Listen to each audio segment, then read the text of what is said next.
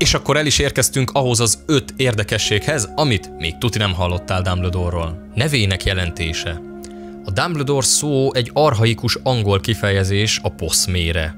Rowling azért választotta ezt, mert elképzelte, hogy Dumbledore néha dünnyögve, dúdolgatva járkál a kastélyban, akár egy dongó.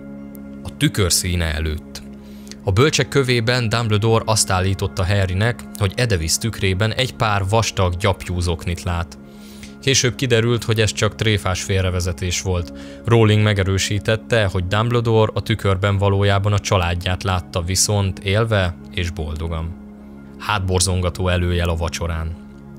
Az azkabáni fogoly egyik jelenetében, legalábbis a lelki szemeink előtt a könyvekben, van egy lehetséges előrevetítés Dumbledore halálára.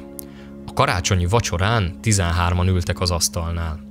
Trelawney professzor a babonája miatt nem akar csatlakozni, azt mondta, ha 13-an ülnek az asztalnál, az első, aki feláll, meg fog halni.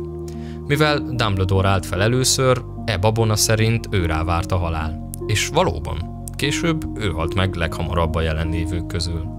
Grindelwald érzelmei.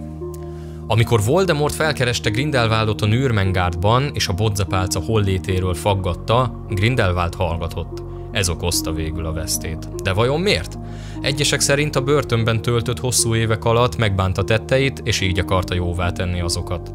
Harry szerint pedig lehet még mindig érzett egyfajta lojalitást vagy ragaszkodást Dumbledore iránt, és nem akarta, hogy Voldemort bemocskolja a sírját.